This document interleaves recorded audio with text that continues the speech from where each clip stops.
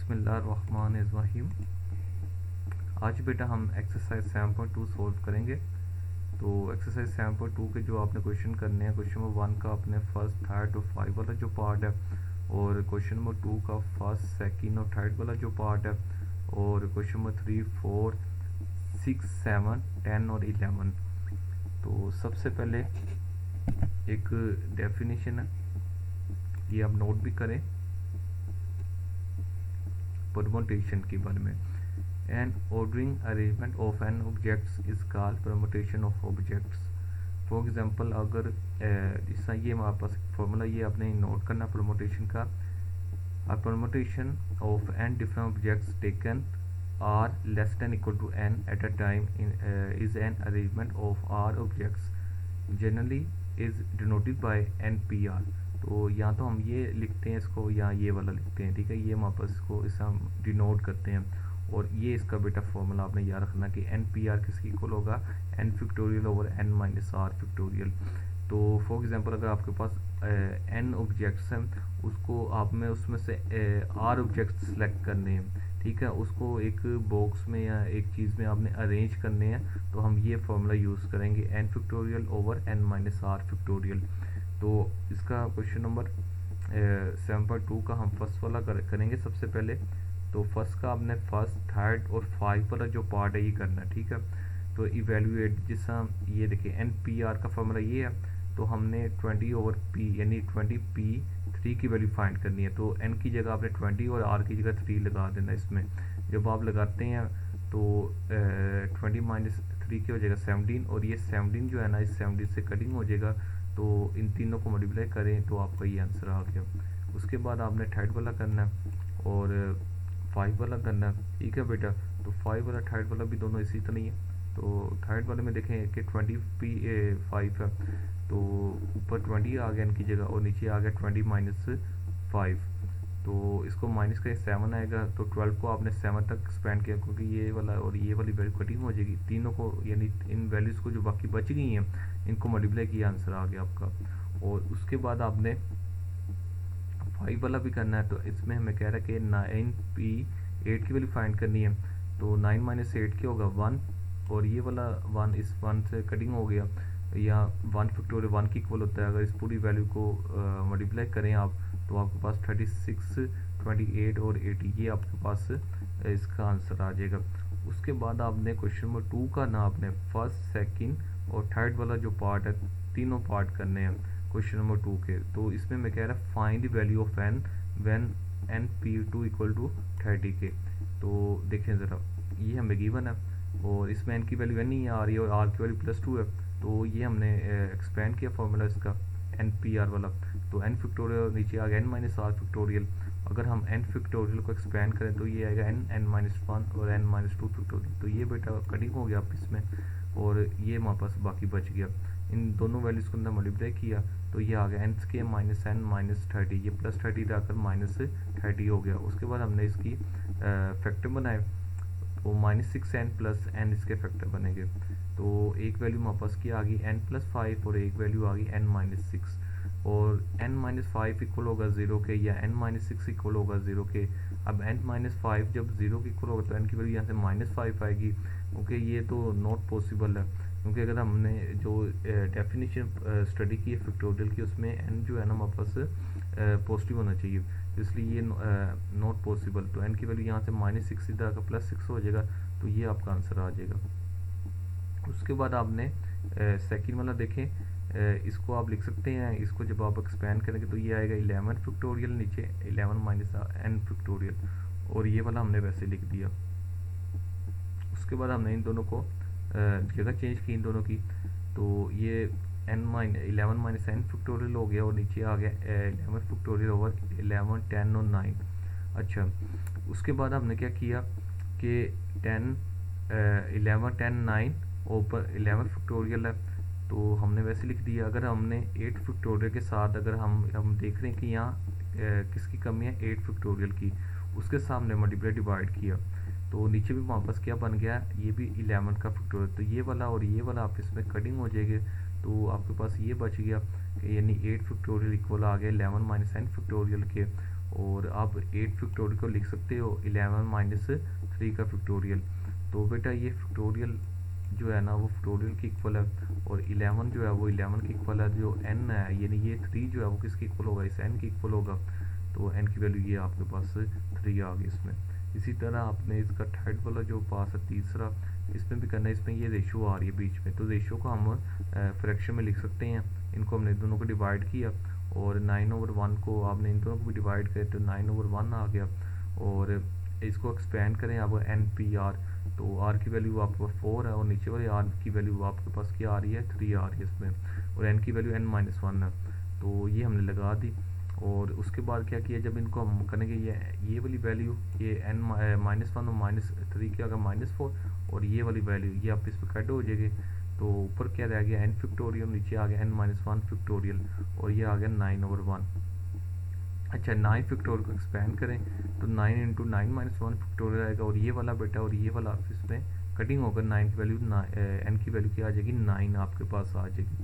अच्छा उसके बाद आपने थर्ड वाला जो क्वेश्चन है ये भी करना है। इसमें हमें कह रहा है कि prove from the first principle, कि हमने ये फर्स्ट प्रिंसिपल से इसको प्रूव करना, ठीक है। कि आपके पास वही है कि इसमें n के जगह n ही लिखना और n-r फैक्टोरियल आपने यूज़ करना।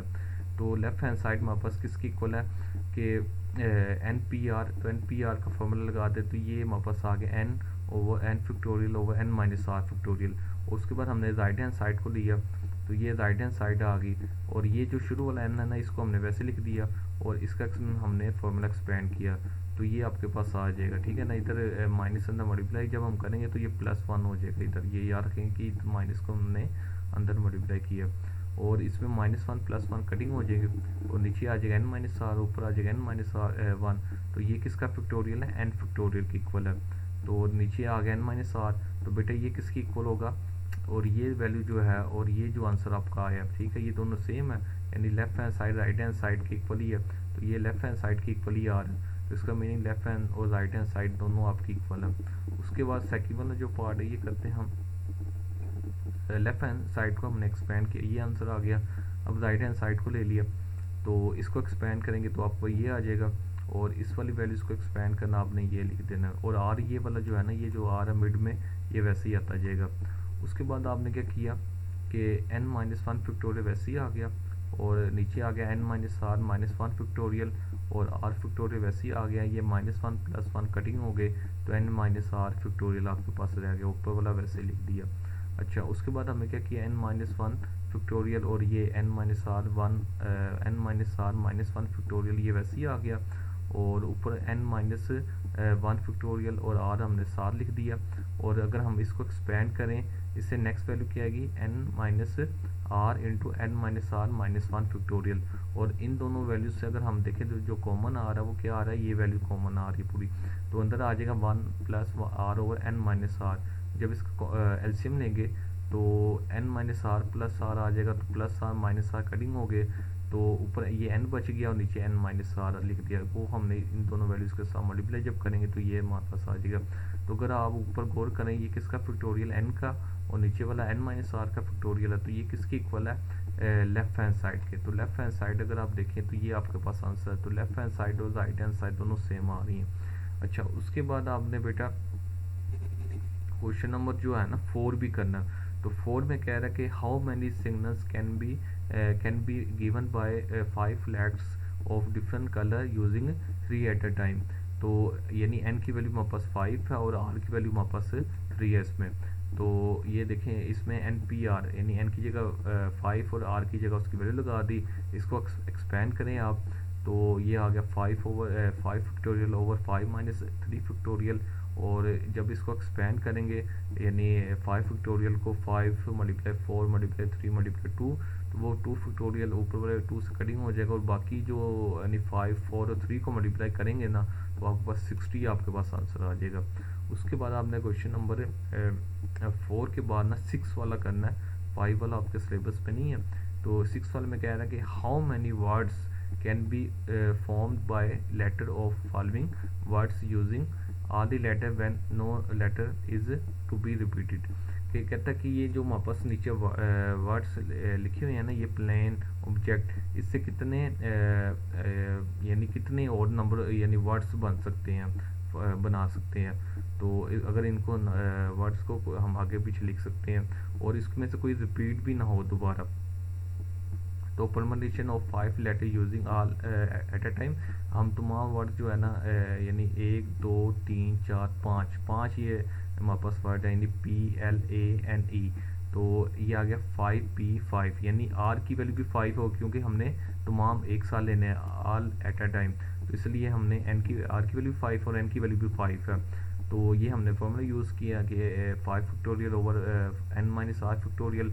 और बेटा जब इनको माइनस करेंगे ना, ये 5 - 5, तो ये 0 हो जाएगा, इधर 6 नहीं आएगा, ये 0 आएगा, 0 फैक्टोरियल। ठीक है, ये 0 फैक्टोरियल आएगा और 0 फैक्टोरियल आपके पास 1 की इक्वल होता है, इधर 1 आ जाएगा। तो 5 फैक्टोरियल जो है ना वो 120 है। ठीक है, 5 को मल्टीप्लाई करें 4 के साथ, फिर 3 के साथ, फिर 2 के साथ, फिर 1 के साथ, तो 120 आएगा। तो 120 आपका बेटा इसका आंसर आ जाएगा। ठीक है, ये याद रखें, 120 इसका आंसर है।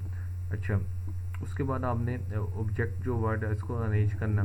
तो ऑब्जेक्ट में कितने वर्ड हैं, 1 2 3 4 5 6 आ रहे हैं। तो 6 फैक्टोरियल यानी 6 फैक्टोरियल ओवर 0 फैक्टोरियल। ये 0 क्यों है कि 6 - 6 होगा ना जब ये भी, तो ये 0 आ जाएगा। तो 0 फैक्टोरियल 1 की इक्वल है, तो 6 फैक्टोरियल रह गया, तो वो 720 की इक्वल आ जाएगा। उसके बाद फास्टिंग और ये करना, तो ये 1 2 3 4 5 6 7, तो 7 इसमें वर्ड यूज़ हो रहे हैं अल्फ़ाबेट्स जो है।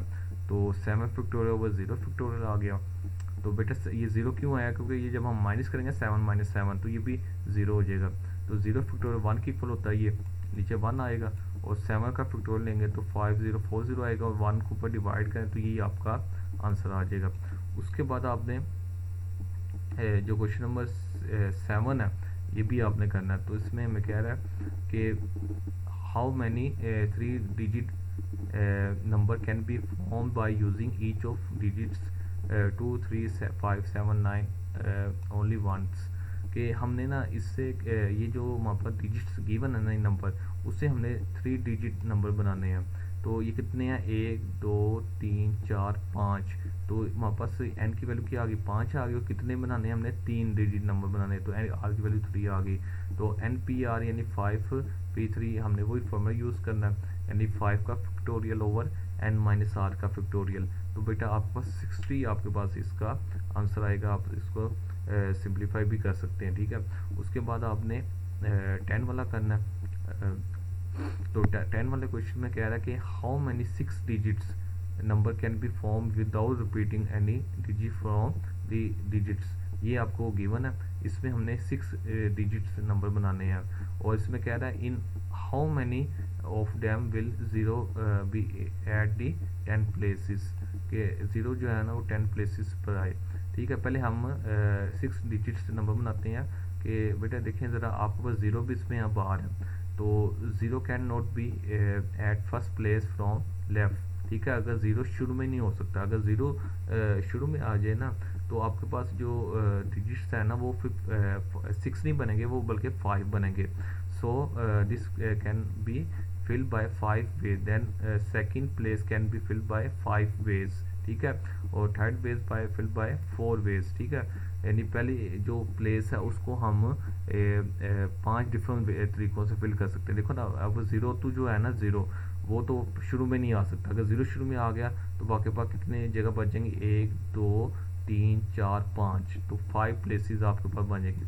और सेकंड जो नंबर है, जिस तरह फॉर एग्जांपल हमारे पास 0 शुरू में आ गया तो बाकी कितने नंबर रह गए, 5, तो हमारे पास 5वें के लिए भी 5 वे होंगे। ठीक है, यानी सेकंड प्लेस के लिए भी 5, और जब हम उससे नेक्स्ट जाएंगे ना 4th प्लेस, उसको फिल करेंगे हमारे पास 4 वेज, यानी 4 नंबर रह जाएंगे।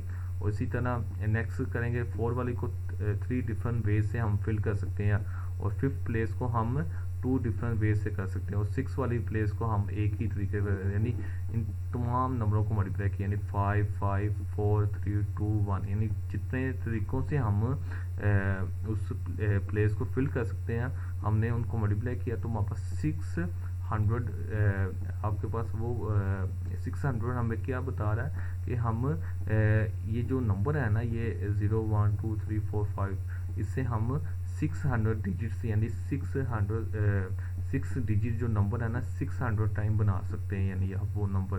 और दूसरी कंडीशन में हमें कह रहा है कि ज़ीरो जो है ना वो 10 प्लेसेस में आए, तो ज़ीरो यानी ये देखें ज़रा, ये हमारे पास दो नंबर है ना, तो ज़ीरो यहाँ पर आए, यहाँ पर, ठीक है, यानी सेकंड प्लेस पर है यहाँ से।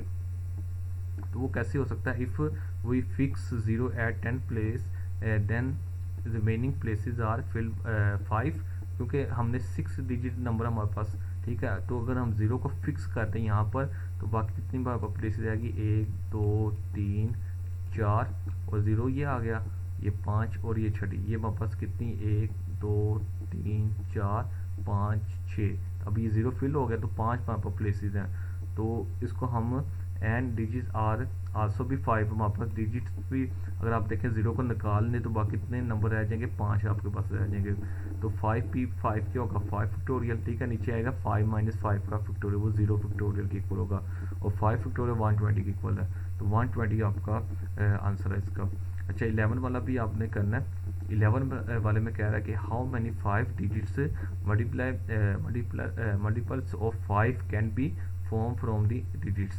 हमने यानी इससे कितने वो when no digit is repeated, यानी हमने इस नंबरों से ना 5 के मल्टीपल कितने नंबर बन सकते हैं। तो आइए इसको हम सोल्व करते हैं। As multiple of 5 multiples of 5 will have the digits 5 at unit place. देखिए कहता है कि जो 5 के टेबल पर जाएंगे ना, यानी 5 का मल्टीपल होंगे, उसमें क्या होगा 5 यहाँ पर लास्ट में आएगा, ठीक है ना, ये 5 लास्ट में आएगा। और हमने कितने बनाने हैं, कैन बी फॉर्म, तो बाकी कितने रह गए 1 2 3 4, यानी 1 2 3 4, तो 5 डिजिट्स है ना। 5 को तो हमने लास्ट में फिक्स कर दिया, बाकी कितनी जगह रहेगी 1 2 3 4, तो नंबर कितने 1 2 3 4। तो so fixing 5 at a unit place, ये मतलब यूनिट प्लेस में हमने 5 को फिक्स किया। We have to find permutation of remaining 4 digits using all at a time. तो बेटा हमारे पास मल्टीपल्स ऑफ 5 आर, तो 4p4 होगा, क्यों, क्योंकि 5 तो हमने फिक्स कर दिया, बाकी कितने नंबर आएंगे 1 2 3 4, तो हमने 4p4 लिया, तो 4 फैक्टोरियल आगे नीचे आएगा 4 - 4 का फैक्टोरियल, वो 0 फैक्टोरियल 1 के इक्वल आ जाएगा, तो 4 फैक्टोरियल होता है 24 के इक्वल। तो 24 इसके मल्टीपल्स जो है ना, यानी मल्टीपल्स जो बन सकते हैं इसके 5 के।